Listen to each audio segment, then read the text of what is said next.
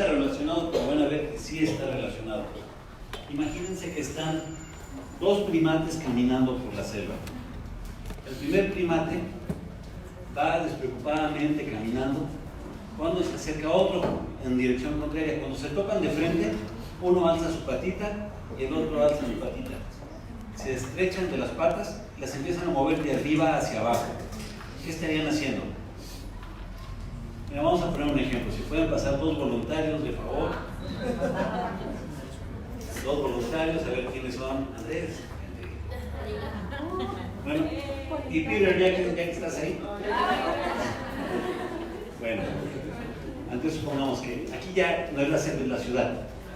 ¿Ok? Va caminando Andrés para allá, tú vienes caminando para acá y se encuentran de frente. Alzas la mano derecha. Ahora estás para arriba y para abajo. ¿Qué están haciendo? Están saludando. Bueno, gracias, muy amable. Saludan. El saludo, los primates, gracias. Los primates no se ayudaron a salir del lodo, no se ayudaron a cargar una tanda de plátanos, para nada, ¿no? Aquí ellos tampoco se saludaron y no se dieron nada, no se otorgaron nada. ¿Qué es lo que hicieron? Solamente se saludaron. ¿Y saludarse qué es? ¿Nos da algo? A lo mejor nos da la infección de la otra persona, pero ¿qué nos da saludar a otra persona? Nada. Es un rito social. No sacamos mucho bueno de los ritos, aparentemente. La antropología es la ciencia que estudia las comunidades humanas, que estudia cómo se relacionan, por qué se relacionan, qué van a conseguir, qué es lo que están esperando. Y la antropología simbólica habla sobre estudia cuáles son los símbolos en una sociedad. De hecho, esta escuela de la antropología nos dice de que una cultura se determina por el conjunto de símbolos que tiene esa cultura y la hace diferente a otras. Y es muy, muy común esto, mucho más de lo que creemos. ¿Cómo nos saludamos también en México? De besito. Y siempre nos saludamos hombre y mujer o mujer y mujer. Pero hombre y hombre no nos besamos. Ahora, ¿se fijan que siempre nos besamos del lado derecho? Si tratas de besar a alguien por el lado izquierdo, muy probablemente uno de los dos va a ser un momento muy incómodo y va a pensar que le quisiste besar en la boca. Y eso es común. También la comida. ¿Qué diferencia hace meter el tenedor directamente al sartén y llevártelo a la boca? Pero no. Lo llevamos a la mesa, la organizamos bonito y hacemos de la comida un rito. Los funerales también es un rito. ¿Y quieren ver otro rito común? Jorge, ¿cómo estás? Bien, gracias. ¿De veras? Ese es otro rito social. La gente realmente no está bien. Pero el día que alguien te pregunta, ¿cómo estás? Y le dices, pues medio preocupado porque no puedo pagar la renta. Ay, qué bueno, nos vemos después. ¿Qué te pasa así? Porque es un rito social, sin importancia. ¿Saben? Y checando eso, ¿sabían que los rusos, después de una fiesta así grande, buena, se despiden hombres con hombres y mujeres con mujeres y todos con un besote sonoro en la boca? Porque así como los hombres los dan. Y en España se dan 2 besos. Pero bueno, ¿qué tiene que ver esto con el bautizo? ¿El bautizo qué es? ¿Es un rito? ¿Es un símbolo? Nada más es eso. Jesús nos dijo, vayan y hagan discípulos de todas las naciones, bautizándolos en el nombre del Padre y del Hijo y del Espíritu Santo. ¿Por qué motivo Jesucristo nos diría que hagamos algo que solamente es un símbolo sin importancia? Pues no suena lógico. Ahora, hay otras creencias, por ejemplo, los cuáqueros. Ellos son una muy interesante, con unas creencias medio extrañas, pero ellos, aunque dicen que creen en Jesús, tienen otras cosas que incorporaron adicionalmente y ellos no bautizan. Los testigos de Jehová, por ejemplo, ellos sí bautizan, pero dicen que no es ni ordenanza ni es un sacramento, sino que es parte de lo que hacen como una organización. Y para poder ser bautizado como testigo de Jehová, tienes que responder correctamente 86% de 122 preguntas. Y las preguntas no son sobre la Biblia, sobre la organización de la Watchtower. Entonces, bueno, pues es muy curioso el por qué se bautizarán. Pero fíjense, estamos hablando de esto, de ordenanza y de sacramento, que son palabras que a lo mejor hemos escuchado por ahí, pero vamos a clarificarlas un poco porque las vamos a necesitar para saber y entender qué es el bautismo. Ordenanza es una orden, orden que te está dando alguien que tiene toda autoridad. ¿Y quién tiene mayor autoridad que Dios mismo? Nadie. Así que una ordenanza es eso, una orden, un mandato. Y un sacramento. Un sacramento es una ordenanza espiritual, es un símbolo con poder.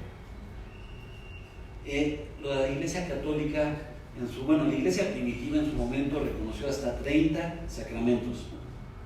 La Iglesia Católica reconoció ya después 7 sacramentos, que es lo que ellos reconocen. La Iglesia Evangélica en general reconocemos 2 sacramentos: la Cena del Señor y el bautismo. Y también es una ordenanza. Ahora bien, ¿qué significados tiene el bautismo? El primer significado que encontramos, esto es en el Nuevo Testamento, hay 5 significados principales. Es el lavamiento. El bautizo significa perdón, significa ser lavados de nuestros pecados, simboliza también un arrepentimiento al que tú accedes para que permites, tú abres la puerta para que Dios te perdone. Dice Hechos 22:16, ¿y ahora qué esperas? Levántate, bautízate y lávate de tus pecados, invocando su nombre. Primera de Corintios 6:11, y eso eran algunos de ustedes, pero ya han sido lavados, ya han sido santificados, ya han sido justificados en el nombre del Señor Jesucristo y por el Espíritu de nuestro Dios. El segundo significado es... ¿Dónde se acaba?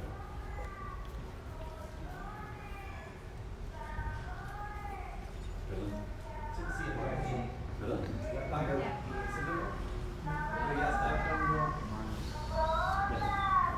Okay, el segundo significado es este: muerte, sepultura y resurrección con Cristo.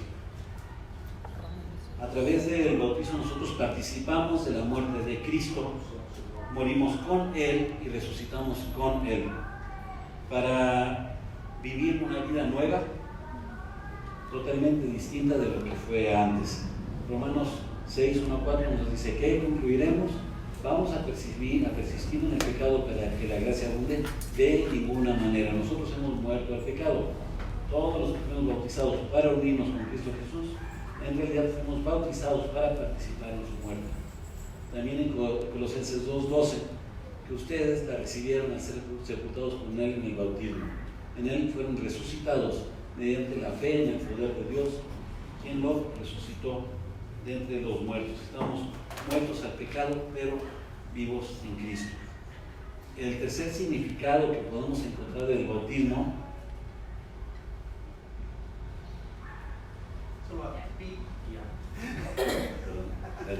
revestidos. Revestidos significa quitarnos los harapos sucios, cochinos que traíamos y vestirnos de Cristo.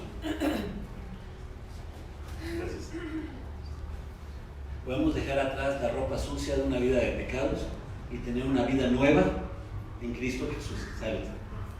Todos ustedes son hijos de Dios mediante la fe en Cristo Jesús, porque todos los que han sido bautizados en Cristo se han revestido de Cristo, y revestidos de Cristo nos presentaremos ante el Padre y seremos presentados justos gracias a Cristo. El siguiente significado es incorporados, es metidos al cuerpo. ¿Okay? Todos fuimos bautizados por un solo espíritu para constituir un solo cuerpo. El bautizo es un clamor de que dejas ser parte de los enemigos de Dios y te vuelves su amigo. Eres parte del cuerpo de Cristo, del cual Él es la cabeza. Y también, y probablemente el más entendido en general, es un nuevo nacimiento. Es tener un nuevo inicio, un borrón y cuenta nueva de todo lo que está atrás. Este nuevo nacimiento se entendió en el bautizo. Hay toda una serie de doctrinas, hay quien dice una cosa, quien dice otra, pero vamos a ver lo que dice la Escritura. Había entre los fariseos un dirigente de los judíos llamado Nicodemo. Este fue de noche a visitar a Jesús. Rabí, le dijo, sabemos que eres un maestro que ha venido de parte de Dios, porque nadie podría hacer las señales que tú haces si Dios no estuviera con él. De veras te aseguro que quien no nazca de nuevo no puede ver el reino de Dios. ¿Y cómo puede uno nacer de nuevo siendo ya viejo?, preguntó Nicodemo. ¿Acaso puede entrar por segunda vez en el vientre de su madre y volver a nacer? Yo te aseguro que quien no nace de agua y del Espíritu no puede entrar en el reino de Dios. El bautismo tiene una súper importante trascendencia en nuestro viaje de fe. Y esto nos puede llevar a preguntarnos una y otra cosa. Pueden salir miles de dudas. Podrías preguntarte, si no me bautizo, ¿no soy salvo? Si no me he bautizado, ¿realmente no he sido creyente? ¿O no es que solamente la fe me va a salvar? Hay muchas cosas que podríamos estar pensando, pero esto es un falso dilema, porque es Dios Trino quien salva. No salva la fe, no salva el bautizo. Dios salva. Dios salva a través de la fe y refuerza y activa nuestra fe a través de los sacramentos, como el bautismo y como la Santa Cena. Así que tengamos una fe viva, una fe activa, una fe evidente, una fe verdadera. En Cristo Jesús de nada vale estar o no circuncidados, lo que vale es la fe que actúa mediante el amor. Una fe que no hace nada, una fe que se queda paralizada recibiéndolas o esperando recibir las bendiciones de Dios, no es fe. Una fe egoísta que solamente dice que ama y que cree, pero no hace nada, ni siquiera bautizarse, no es fe. Una fe que no actúa a favor del menesteroso, del pobre, del triste, del enfermo, tampoco es fe. Así también la fe por sí sola, si no tiene obras, ¿qué dice ahí? Está muerta. Una fe seca no es cierta. No has creído realmente. Pero si tú realmente estás dispuesto a transitar por este camino, vas a encontrarte, a pasar por varias etapas: arrepentimiento, fe, confesión, regeneración y bautismo. En el Nuevo Testamento vemos frecuentemente que todas estas etapas vienen de forma casi inmediata.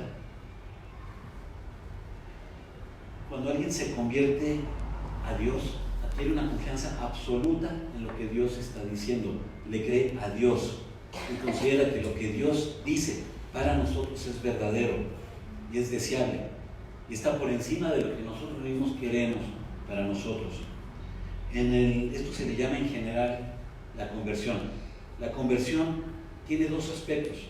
Por una parte significa dejar de caminar hacia donde ibas, alejándote de Dios, para dar la vuelta en 180 grados y caminar hacia Dios. Por otra parte, también significa algo más allá de nuestros pensamientos, tener un nuevo pensamiento, una nueva forma de ver las cosas, que tu cosmovisión sea distinta gracias a que Dios forma parte de ella, que tú comprendas todas las cosas de una forma diferente porque Dios está ahí. Y en cuanto al arrepentimiento, también les voy a decir de que el arrepentimiento no es quejarte, no es darte golpes de pecho y decir que fuiste un desgraciado. No es tampoco estar recordando una y otra vez los pecados del pasado.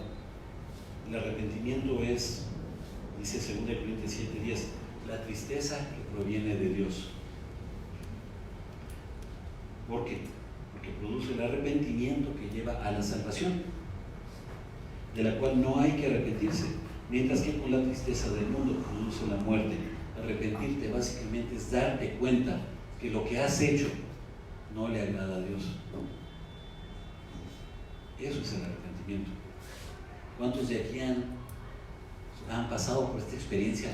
De pronto a veces nos golpea darnos cuenta que lo que hemos hecho no ha sido agradable a Dios. Y tenemos que ser valientes y reconocerlo. No siempre hacemos lo correcto, no siempre somos valientes. Y muchas veces lo que hacemos desagrada a Dios. En Israel, después de varios siglos en que no hubo profetas, hubo profecía, llegó un hombre que fue conocido como Juan el Bautista o el Bautizador, y él proclamaba el arrepentimiento. Una y otra vez llamaba al arrepentimiento, al bautizo del arrepentimiento, y dijo: yo los bautizo a ustedes con agua para que se arrepientan, pero el que viene después de mí es más poderoso que yo, y ni siquiera merezco llevarle las sandalias. Él los bautizará con el Espíritu Santo y con fuego. Tiene el aventador en la mano y limpiará su era, recogiendo el trigo en su granero. La paja, en cambio, la quemará con fuego que nunca se apagará. Muchas veces malentendemos el Evangelio pensando que Dios es exclusivamente amor y todo lo perdona. Sí, todo lo perdona, pero también es justicia. Si tú no te arrepientes, eres paja, o eres mala hierba, eres cizaña. Perdón, pero el mensaje de arrepentimiento está vivo y hay que decirlo. Y en las iglesias frecuentemente se nos ha olvidado predicar el arrepentimiento. Marcos 1, 14 y 15. Después de que encarcelaron a Juan, Jesús se fue a Galilea a anunciar las buenas nuevas de Dios. Se ha cumplido el tiempo, el reino de Dios está cerca. Arrepiéntanse y crean las buenas nuevas. ¿Cuál es el mensaje central de Jesucristo? Es el reino de Dios. Una y otra vez habla sobre el reino de Dios, que es motivo de otra prédica, pero lo vamos a tocar levemente ahorita. El reino de Dios está cerca. Arrepiéntanse, ya es tiempo, arrepiéntanse. Ya está el reino. ¿Por qué no te has arrepentido? Ya está el reino.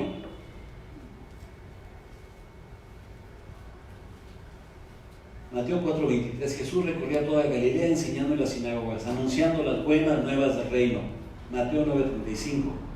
Enseñando en las sinagogas, anunciando las buenas nuevas del reino. Los discípulos se acercaron. ¿Por qué les hablas a la gente en parábolas? A ustedes se les ha concedido conocer los secretos del reino del cielo, y a ellos no.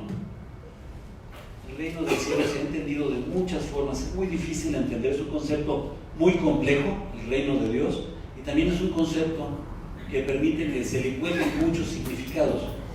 Pero en esencia, el reino de Dios, podríamos decir, que es muy importante. Empezaron a llevarle niños a Jesús para que los tocara, pero los discípulos reprendían a quienes los llevaban.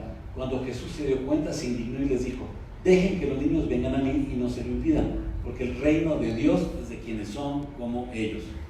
Les aseguro que el que no recibe el reino de Dios como un niño, de ninguna manera entrará en él. En esencia, el reino de Dios significa que permitas que el reino de Dios, que Él gobierne tu vida, que Él reine en tus pensamientos, en tus decisiones, en todo lo que tú quieras, todo lo que tú anheles. Permitas que Él sea la autoridad, que tú sometas tu voluntad a la de Dios en todo, que vivas cumpliendo la voluntad de Dios para ti en tu vida. ¿Por qué? Porque Él es santo, es amoroso, es bueno, porque todo lo que quiere es bueno para ti. Si entendemos con esto, de esta forma, el reino de Dios, se nos va a facilitar mucho entender, por ejemplo, todas las parábolas de Mateo 13, que habla el reino de Dios es como un grano de mostaza, el reino de Dios es como la buena hierba y la cizaña. Nos da varios ejemplos. Si lo vemos a la luz de esta definición no muy correcta, no muy doctrinal, pero en esencia es esto. Si lo ves a la luz de eso, permitir que Dios gobierne tu vida. ¿Quiénes son la buena semilla? Aquellos que permiten que Dios gobierne en su vida. ¿Quiénes iniciaron la iglesia como un grano insignificante de mostaza? Un puñado de hombres analfabetos que permitieron que Dios gobernara su voluntad y sus decisiones. Y cambiaron el mundo. El mundo fue cambiado gracias al reino de Dios. Y está en proceso de ser modificado para gloria del reino de Dios. El mensaje de Cristo está vivo, es vigente, es actual, es para cada uno de nosotros, pero es más cómodo seleccionar qué queremos creer y qué no queremos creer. Es más cómodo decir, esta parte de la Biblia sí estoy de acuerdo, pero esta no me gusta. Tú no puedes creer una cosa y desdeñar otra. La Biblia es de todo o nada, o la crees o no la crees. Y a veces es bueno ser radical en la vida, porque eso implica valentía, implica arrojo, implica decisión, firmeza, implica muchas cosas y no tibieza. Este es tu llamado. Tu llamado es escuchar todo lo que Dios tiene para ti y obedecerlo en tu vida. Permitir que te transforme a profundidad en tu casa, en tu matrimonio, como padre, como hijo, en el trabajo. Este es tu llamado como cristiano. Es tu derecho, es tu privilegio, es tu honor. ¿Por qué no ejercerlo? ¿Qué te detiene a no vivir este llamado? Lucas 24, 46 y 47 nos dice, esto es lo que está escrito, que el Cristo padecerá y resucitará al tercer día, y en su nombre se predicará el arrepentimiento y el perdón de pecados a todas las naciones, comenzando por Jerusalén. Esto lo dijo el Señor Jesucristo poquito antes de ascender, que en su nombre se iba a predicar que el arrepentimiento y el perdón de pecados. Y acto seguido ordenó que se bautizaran todos los que han creído, se han arrepentido y han sido perdonados, que han sido regenerados, que han sido convertidos, que han creído el mensaje de esperanza del Evangelio. En el Nuevo Testamento encontramos varios casos, sobre todo en el libro de Hechos, encontramos varios casos de conversiones multitudinarias. En el libro de Hechos encontramos 5 casos de bautizos individuales, que es el del eunuco de Etiopía. ¿Se acuerdan que está Felipe junto a la carreta? El del apóstol Pablo, el de Cornelio, el centurión, el de Lidia, la mujer que vendía telas de Tiatira, el carcelero de Filipos que se quería matar cuando salieron los presos libres, bueno, más bien cuando se abrieron las puertas de la cárcel. Todas estas conversiones individuales de las que habla el libro de Hechos tienen distintas características, distintos escenarios, distintas personas, pero en todas ellas encontramos elementos en común. Primero encontramos que Dios había estado preparando a esa persona, le había estado hablando por medio de circunstancias, de los problemas, por medio de su propia carga emocional, por medio de su odio, por medio de cualquier cosa. Y después encontramos que hay una proclamación. Escucharon en algún momento la palabra.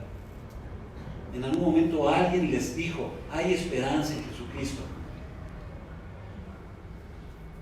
Y eso les tocó en algún momento. Como ustedes, si ustedes recuerdan la primera vez que escucharon la palabra de Dios que les haya tocado, ese fue el momento exacto de su percepción, de su encuentro con Jesucristo. Y en todos estos casos del Nuevo Testamento, lo siguiente es el bautizo. Ahora la pregunta, ¿por qué esperar? ¿Por qué esperar a bautizarnos? ¿Por qué esperar a que las personas tomen una serie de cursos y cursos y cursos para entender perfectamente lo que es el bautizo? En las iglesias preferimos esperar muchas veces por miedo, porque muchas veces vemos de que una persona se bautiza y ya no regresa a la iglesia. ¿Por qué? Porque nuestro mundo nos lleva a pensar, ya me bauticé, ya tengo la entrada asegurada y ya, aunque sea como me porte después, ya tengo, porque Dios no quita la salvación y yo voy a llegar aunque sea por la puerta pequeña, por la puerta del garaje, yo voy a entrar al cielo. No hay puerta pequeña, no la hay. Si no cumples la ley de Dios, si no hay arrepentimiento en tu vida, no hay puerta pequeña y estás destinado a ser la paja que será desechada, que será quemada. El arrepentimiento es o no es. La conversión es o no es. ¿Cuál es tu llamado? Debemos dejar atrás las tibiezas, debemos dejar atrás las dudas y debemos empezar a caminar en fe, a permitir que Dios verdaderamente transforme nuestra vida, que Él toque cada fibra de nuestro corazón, de nuestra mente, que permitamos que su voluntad se cumpla en nosotros. El 24 de noviembre vamos a tener bautizos en C3. Queremos invitar a que todos aquellos que no se hayan bautizado, que se bauticen ese día. Queremos invitar a todos aquellos que ya se bautizaron, pero no entendieron jamás qué era el bautizo, o no están seguros de haberlo entendido, que se bauticen en pleno conocimiento. Queremos invitar a que tengamos todos una vida nueva en Cristo. Yo no sé, realmente lo ignoro, si el bautizo tiene un significado espiritual mucho más allá o es apenas poquito. Yo no lo sé. Yo, como les comentaba la otra vez, yo no conozco cristianos fructíferos que no estén bautizados, ni uno solo. No conozco un solo cristiano que tenga frutos, que no se haya bautizado. Si ustedes quieren tener frutos, este es un paso para completar este proceso y poder abrir su corazón a recibir más y más de Dios. ¿Alguien desea bautizarse el 24 de noviembre? Si alguien desea bautizarse, les suplico que alcen la mano.